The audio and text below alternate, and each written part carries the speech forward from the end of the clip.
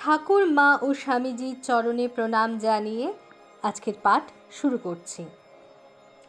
উত্তর দিকে মুখ করে বসে শিব পূজা করতে হয়। ভবিষ্য পুরাণ মতে যে মানুষ অখণ্ড বিল্বপত্র দ্বারা একবার মাত্র শিবলিঙ্গের অর্চনা করে সে সর্বপাপ মুক্ত হয়ে সসম্মানে শিবলোকে বাস করে। শিবরাত্রি ব্রতে শিব পরম আনন্দিত হন। এই তিথিতে উপবাস ও রাত জেগে জল ও বেলপাতা দিয়ে শিব পূজা করতে হয়। শিব পূজার সময় রুদ্রাক্ষ ও ভস্ম শরীরে ধারণ করতে হয়। এই সব বিধিবিধানের কিছু অন্তর্নিহিত অর্থ আছে। অর্থাৎ আমরা যে শিবরাত্রি ব্রত করি তাতে ঠাকুর খুব আনন্দিত হন। এই তিথিতে উপবাস ও রাত জেগে জল ও বেলপাতা দিয়ে শিবরাত্রির পূজা করতে হয়। শিব পূজার সময় রুদ্রাক্ষ ও ভস্ম শরীরে ধারণ করতে হয়। কিন্তু এইসব প্রতিটি জিনিসেরই একটি অন্তর্নিহিত অর্থ আছে। সেগুলি কি আজকে আমরা জানব।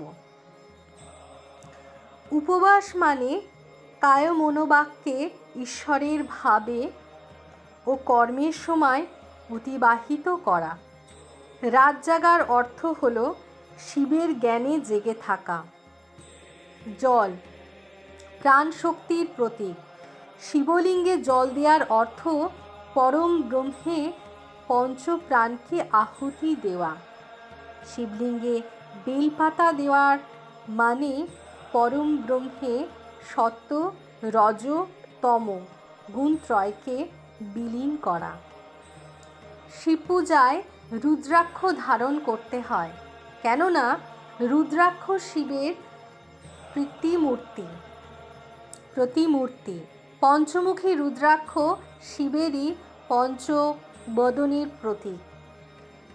ত্রিপুরাসুর বধের সময় মহাদেব ধনুকা বাণের দৃষ্টি একাগ্র করে 10,000 বছর অপলক নয়নে চেয়ে থাকার জন্য তার দু চোখ থেকে যে অশ্রুবিন্দু ঝরে পড়েছিল তাই রুদ্রাক্ষে পরিণত হয়েছে। কথিত আছে রুদ্রাক্ষ বীজ থেকে অঙ্কুরোদ্গম হয় না, তাই রুদ্রাক্ষ ধারণের তাৎপর্য এই সংসারে ফিরে আসার কারণ অজ্ঞান অঙ্কুর যেন আর উৎপন্ন না হয়।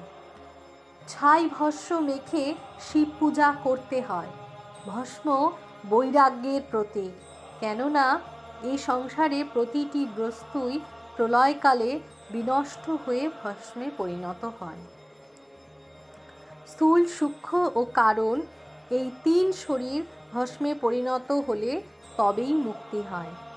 এই হলো প্রকৃত শিবরাত্রি ব্রত পালনের গূঢ় তাৎপর্য। অর্থাৎ এখানে বলা হয়েছে যে উপবাস মানে হচ্ছে কায় মনোবাক্যে ঈশ্বরের ভাব ও কর্মের সময় অতিবাহিত করা। আর রাত জেগে থাকলে শিব জ্ঞানে রাত জেগে থাকা। আর জল হচ্ছে প্রাণ শক্তির প্রতীক। শিবলিঙ্গে জল দেওয়ার অর্থ এখানে বলা হয়েছে পরম ব্রহ্মে পঞ্চপ্রাণকে আহুতি দেয়া। আর বেলপাতা দেওয়ার অর্থ শিবলিঙ্গে সত্য রজ তম গুণত্রয়কে বিলীন করা। এই বলে আর এখানে বলা হয়েছে যে শিবরাত্রি করলে এরম অনুসারে যদি আমরা শিবরাত্রি করি তাহলে আমরা কি কি ফল পাব। প্রথম হচ্ছে আমরা মুক্তি পাব।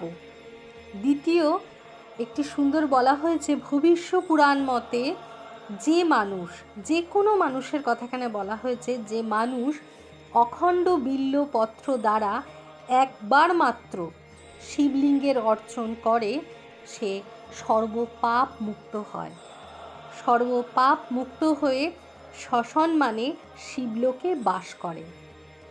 আর শিবরাত্রি ব্রতে শিব পরম আনন্দিত হন।